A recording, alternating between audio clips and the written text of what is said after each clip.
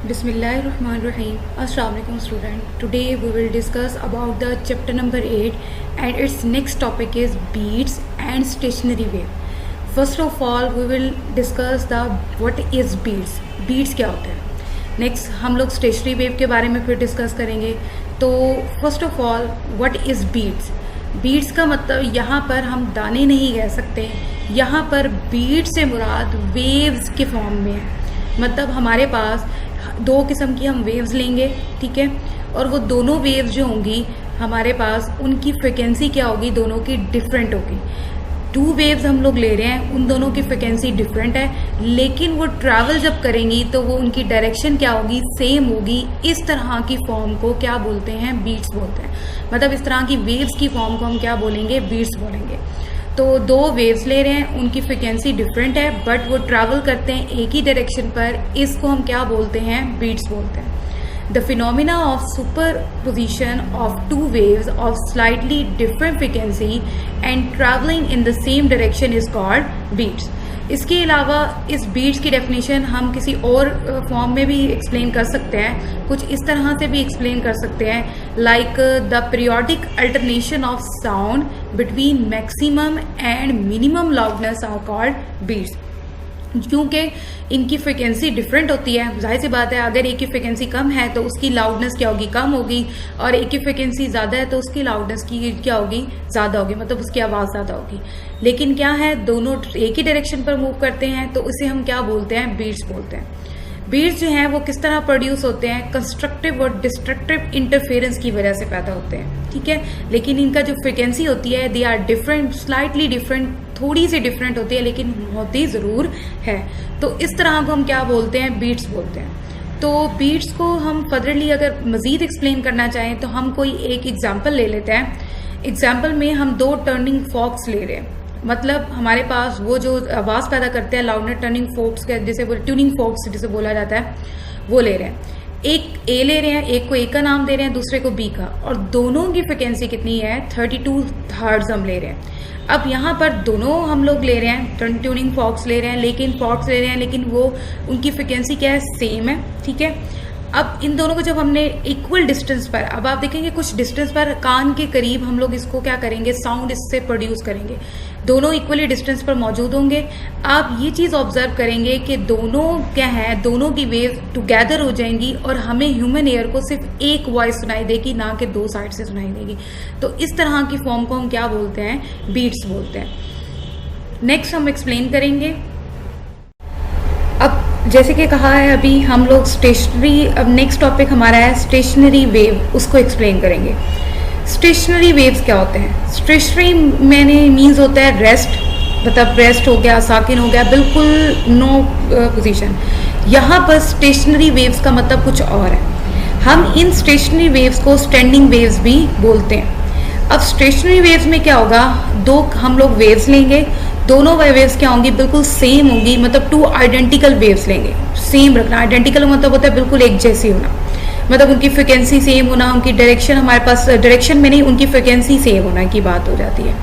तो when we take a two identical waves they have equal frequency. दोनों की frequencies क्या होंगी, इक्वल होंगी, और दोनों आइडेंटिकल वेव्स होंगी. लेकिन ये ट्रैवल तो करेंगी क्योंकि सेम फ्रिक्वेंसी है, लेकिन इनकी डायरेक्शन क्या होगी, दैट विल बी ऑपोजिट. इसको हम क्या बोलते हैं, इसको हम स्टेशनरी वेव बोलते हैं. तो इसका मतलब ये हुआ, when two identical wave of equal frequency and traveling in opposite directions superpose each other, they form special type of wave known as stationary wave, and it is also called standing wave. इसको हम standing wave भी बोलते हैं. That is the second name of stationary wave. अब हम explain करेंगे stationary wave in a stretch string. ये जो stationary wave वाला topic है, that is the most important as a long, ठीक है. अभी हम एक्सप्लेन करेंगे इन अ स्ट्रेच स्ट्रिंग में कि अगर हम एक रस्सी ले रहे हैं, एक स्ट्रिंग ले रहे हैं और उसको स्ट्रेच कर रहे हैं, उसमें स्टेशनरी वेव कैसे हम लोग कैलकुलेट कर सकते हैं. इसके लिए हम कंसीडर करते हैं हमारे पास एक स्ट्रिंग मौजूद है जिसकी लेंथ जो है उसको हमने एल से रिप्रेजेंट किया है. उसके ऊपर हम लोग क्या कर रहे हैं, फोर्स अप्लाई कर रहे हैं. उसका एक एंड जो होगा वो फिक्स होगा, दूसरे एंड से या हम दोनों एंड से हम क्या कर रहे हैं, उसमें फोर्स अप्लाई कर रहे हैं. जिसकी वजह से जब हम दोनों एंड से उस पर फोर्स अप्लाई करेंगे, उसकी वजह से क्या चीज होगी, उस रस्सी में टेंशन पैदा होगी, मतलब तनाव पैदा होगा। जब उस रस्सी में, उस स्ट्रिंग में तनाव पैदा होगा तो उसकी वजह से हम ये चीज ऑब्जर्व करेंगे कि हमारे पास जो रस्सी होगी उसकी वेव फर्स्ट एंड से दूसरे एंड की तरफ मूव करना स्टार्ट कर देगी। ठीक है, मतलब फर्स्ट से स्टार्ट होगी, फोर्स ज्यादा होने के बाद सेकंड एंड पे जाएगी, तो ये क्या करना स्टार्ट कर देगी, सेकंड वाली जो होगी वो फर्स्ट से सेकंड से स्टार्ट होने के बाद फर्स्ट की तरफ जाएगी। मतलब दोनों में टेंशन की वजह से एक दूसरे में वेव्स जो होंगी वो रिफ्लेक्ट होना स्टार्ट हो जाएगी।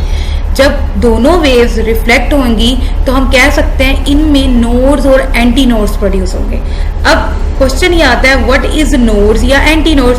तो नोड जो होता है वो जीरो डिस्प्लेसमेंट से स्टार्ट होता है, उसे हम क्या बोलते हैं, नोड्स बोलते हैं। और मैक्सिमम डिस्प्लेसमेंट जहां हमारे पास हो वो क्या कहलाती है, एंटी नोड्स। मींस जहां पर डिस्प्लेसमेंट जीरो वो नोड्स, और जहां पर डिस्प्लेसमेंट मैक्सिमम हो उसे हम एंटी नोड्स कहते हैं।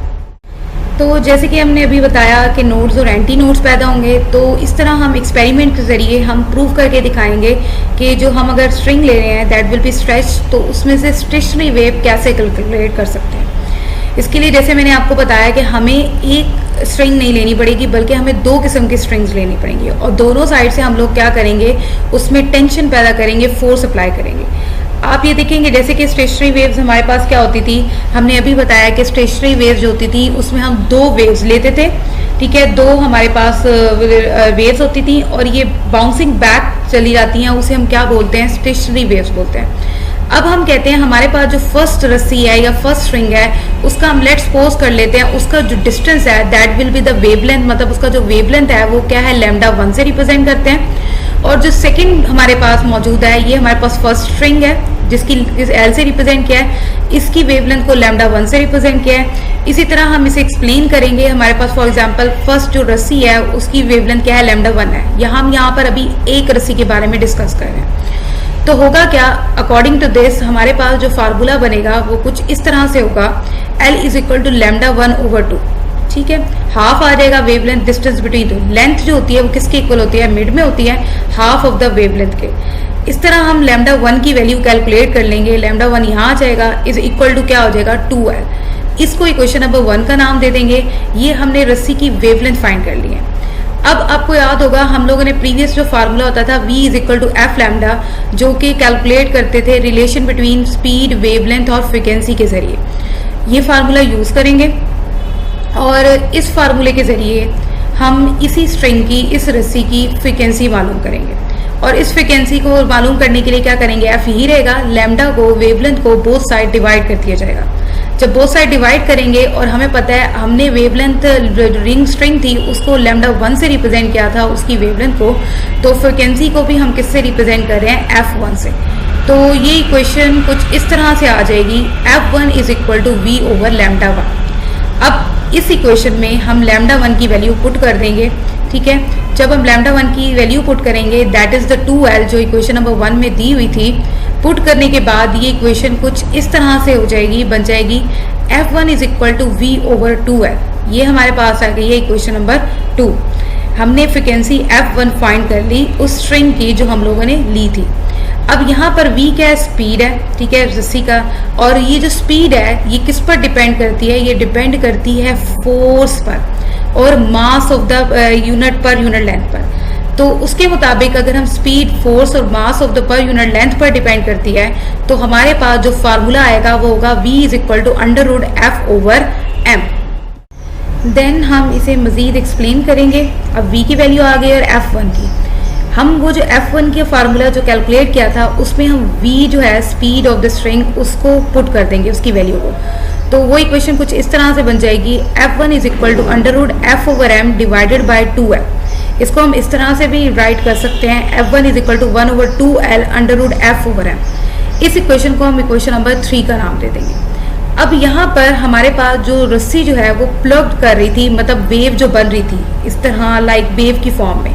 तो फर्स्ट जो उसका वेव बन रही है वो 1/4 ऑफ इट्स लेंथ पर बन रही है। मतलब टोटल लेंथ अगर मेरे पास ये है तो पहली वेव अगर आप यहाँ देखें इस फॉर्म में बन रही है, इतनी बन रही है। तो इतनी में क्या होगी, मतलब रस्सी का 4th हिस्सा। तो हम क्या लेंगे, अगर हम 1 वेव की फॉर्म को लें तो हमारे पास जो स्ट्रिंग होगी उसकी लेंथ क्या कहलाएगी, 1/4 कहलाएगी। और अगर पूरी वेव की बात की जाए तो वही यहाँ पर नीचे फिर जाएगी, तो क्या हो जाएगा 1/4 आ जाएगा। तो कुछ इस तरह से हम इसे ड्राइव करेंगे।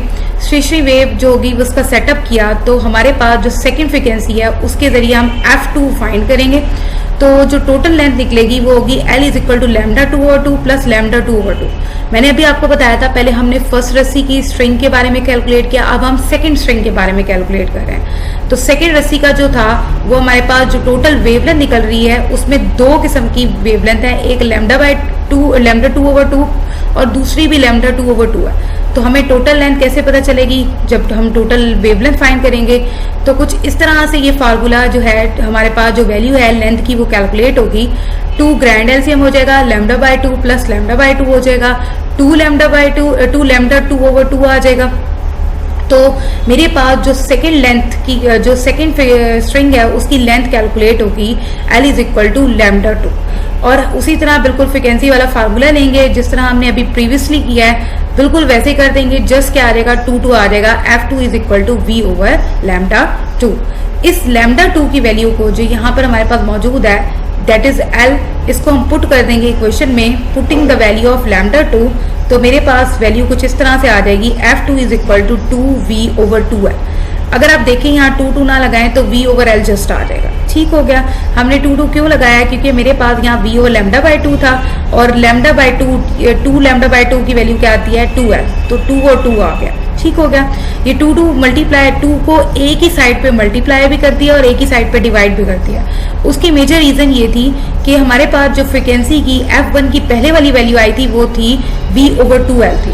तो हम इसको इस तरह भी राइट कर सकते हैं, F2 is equal to 2F1। इससे ये चीज प्रूव हुआ कि सेकेंड जो स्ट्रिंग की फ्रिक्वेंसी है वो इक्वल होती है फर्स्ट स्ट्रिंग की फ्रिक्वेंसी के 2 के।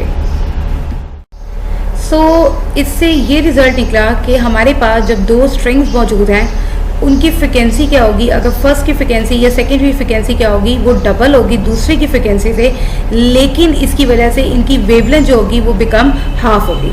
तो इसको हम क्या बोलते हैं? इसको हम बोलते हैं stationary wave in a stretch string. इसको हम मजीद इस तरह एक्सप्लेन करेंगे नेक्स्ट नोट्स के जरिए। अब सिमिलरली इसी तरह हम कहते हैं हम थर्ड स्ट्रिंग ले रहे हैं, फोर्थ स्ट्रिंग ले रहे हैं, तो सिमिलैरिटी करते करते हमारे पास आती जाएगी। पहले फर्स्ट स्ट्रिंग के हिसाब से बताया, फिर सेकंड के हिसाब से, अब हम इसी तरह आगे बढ़ते जाएंगे और नेक्स्ट स्ट्रिंग लेंगे, फिर नेक्स्ट स्ट्रिंग लेंगे, तो उससे मजीद हम इसको एक्सप्लेन करते जाएंगे। पहले हमारे पास जो फर्स्ट स्ट्रिंग थी उसमें 1/2 वाला आया था, फिर हमारे पास जो सेकेंड स्ट्रिंग हमने ली उसकी जो वेवलेंथ आई थी, उसके जो हमारे पास आई थी लेंथ आई थी वो 1/4 थी। इसी तरह अगर हम थर्ड स्ट्रिंग ले रहे हैं, थर्ड रस्सी ले रहे हैं, तो उसकी जो होगी वो 1/6 ऑफ इट्स लेंथ आ जाएगी। तो हम उसे मजीद एक्सप्लेन करेंगे बिल्कुल वैसे ही जैसे हमने प्रीवियस को एक्सप्लेन किया। तो क्या हो जाएगा, थर्ड के लिए λ3 आ जाएगा, λ3/2 प्लस λ3/2 प्लस λ3/2। तो हम जानते हैं ये क्या बन जाएगा 3λ/3/2।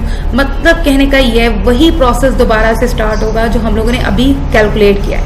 फिर हम लोगों ने उसकी वेवलेंथ फाइंड की थी, तो बिल्कुल उसी तरह हम इसकी भी वेवलेंथ फाइंड करेंगे, λ3 इज इक्वल टू 2L/3। मजीद हम इसे एक्सप्लेन करेंगे, वही फ्रिक्वेंसी का फार्मूला। तो थर्ड स्ट्रिंग के मुताबिक क्या आ जाएगा, F3 is equal to V/λ3। फिर हम λ3 की वैल्यू यहाँ पुट करेंगे, फिर क्या आ जाएगा F3 is equal to 3F1, जो लास्ट हमारे पास रिजल्ट आएगा। इससे हमें क्या चीज़ पता चली कि अगर हमारे पास रस्सी के 3 लूप्स मौजूद हैं, 3 साइड्स मौजूद हैं, हम 3 स्ट्रिंग्स कह देंगे, फिर हम उसकी 3 लूप्स बोल देते हैं, first loop, second loop, third loop. तो आप इसको लूप्स का नाम दे तो ज्यादा बेस्ट है। मतलब हमने रस्सी एक ही ली हुई है लेकिन उनकी लूप्स के बारे में दे रहे हैं, फर्स्ट लूप हो गया, फिर सेकेंड, फिर थर्ड और फिर, लेकिन इनकी फ्रिक्वेंसी जो होगी वो 3 टाइम्स ज्यादा होगी। अगर फ्रिक्वेंसी 3 लूप्स वाली ले रहे हैं, 3 लूप्स आ रहे हैं, लेकिन उसकी फ्रिक्वेंसी क्या हो जाएगी 3 टाइम्स, हमारे पास फ्रिक्वेंसी जो होगी वो 1 लूप से ज्यादा हो जाएगी। बिल्कुल इसी तरह अब हम अप टू सोन तक जाएंगे। अगर n नंबर ऑफ वाइब्रेशन आ रही है, n नंबर ऑफ लूप्स आ रहे हैं, तो उसका जो फार्मूला ड्राइव होगा वो भी यही चीज होगी, λ3 इज इक्वल टू 2L/n। तो ये हमारे पास ये चीज क्लियर हो गई कि रस्सी जो है वो वाइब्रेट करती जाएगी तो मोर एंड मोर लूप्स पैदा होते जाएंगे। जब मोर एंड मोर लूप्स पैदा होंगे तो फ्रिक्वेंसी जो होगी उसमें इजाफा होता जाएगा, फ्रिक्वेंसी इजाफा होता जाएगा, लेकिन वेवलेंथ क्या होती जाएगी, कम होती जाएगी। It is clear that the string vibrate in more and more loop, its frequency goes on increasing and the wavelength gets shorter. मतलब फ्रिक्वेंसी बढ़ती जाएगी लेकिन वेवलेंथ क्या होती जाएगी, शॉर्टेस्ट होती जाएगी। और फ्रिक्वेंसी जो होती है एंड वेवलेंथ होती है वो ऑलवेज इक्वल होती है उसकी स्पीड ऑफ द वेव के। सो ये हमारे पास था stationary wave in a string. अब इसको थोड़ा सा अजीब हम एक्सप्लेन करना चाहे तो हम इस तरह कह सकते हैं कि the above discussion clearly establish that the stationary wave have a discrete set of frequency, ठीक है, f1 2f1 3f1 up to so on nf1 which is known as harmonic series. अब क्योंकि इससे ये चीज़ पता चली कि स्टेशनरी वेव जो होती है वो डिस्क्रीट सेट ऑफ फ्रिक्वेंसी रखते हैं, मतलब इसकी फ्रिक्वेंसी जो होती है वो डिस्क्रीट होती है, सेम नहीं होती। इस तरह की फॉर्म को हम क्या बोलते हैं, हार्मोनिक सीरीज बोलते हैं। और फर्स्ट अगर फ्रिक्वेंसी है जैसे f1 तो उसको हम कहेंगे फर्स्ट हार्मोनिक, सेकंड फ्रिक्वेंसी है तो उसको हम कहेंगे सेकंड हार्मोनिक्स, इसी तरह अप टू सो ऑन चलती रहेगी। तो आज के टॉपिक में हम लोगों ने डिस्कस किया डिफाइन बीट्स, बीट्स क्या होते हैं, फिर हम लोग ने पढ़ा स्टेशनरी वेव्स क्या होती हैं, उसके बाद हमने डिस्कस किया stationary wave in a long string या इन अ स्ट्रेचिंग स्ट्रिंग। तो ये that is the most important long question. तो आज के टॉपिक में हम लोगों ने आज का सब्जेक्ट जो था, आज का जो चैप्टर था वो चैप्टर नंबर 8 था। Thank you.